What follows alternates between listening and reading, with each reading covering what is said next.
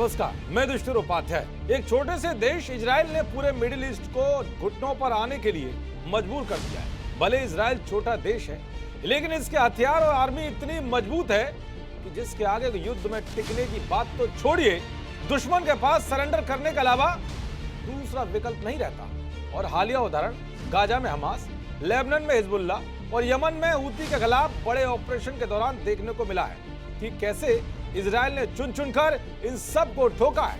यही नहीं बल्कि इजराइल वो देश है जो अमेरिका जैसे शक्तिशाली देश के दबाव को भी नहीं मानता है।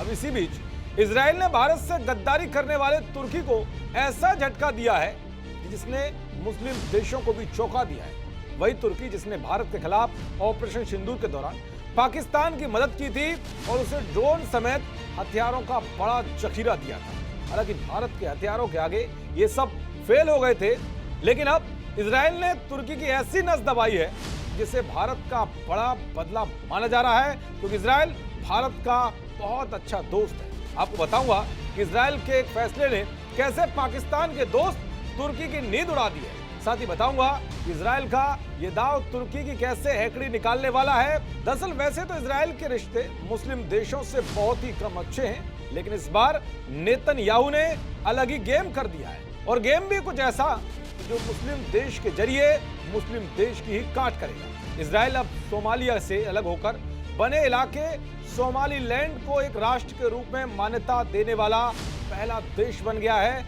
ये फैसला सोमालीलैंड के लिए बेहद अहम माना जा रहा है, जो पिछले 34 सालों से अंतर्राष्ट्रीय मान्यता पाने की कोशिश कर रहा था। सोमालीलैंड ने साल 1991 में सोमालिया से अलग होकर स्वतंत्रता की घोषणा की थी, लेकिन अब तक किसी भी संयुक्त राष्ट्र सदस्य देश ने उसे मान्यता नहीं दी थी।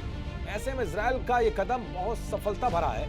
इजराइल के विदेश मंत्री गिडियोन ने घोषणा की है कि इजराइल और सोमालीलैंड के बीच पूर्ण राजनीतिक संबंध स्थापित करने का समझौता हुआ है। इस समझौते के तहत दोनों देशों में एक दूसरे के दूतावास खुलेंगे और राजदूतों की नियुक्ति की जाएगी। इजराइल का यह कदम और ये फैसला कई राष्ट्रों को चौंकाने वाला है। इसमें अरब के कुछ देश और अफ्रीकी महाद्वीप के देश भी शामिल हैं। भारत के दोस्ताना रिश्ते रखने वाले इजराइल ने इस बार निशाने पर तुर्की और इजिप्ट जैसे देशों को भी रखा है, जिन्हें उनके इस फैसले से खासी तकलीफ हो रही है। तुर्की ने कहा है कि इजराइल विस्तारवादी नीति अपना रहा है, लेकिन नेतन्याहू का यह कदम इजराइल के लिए डिप्लोमेसी का मास्टर स्ट्रोक है।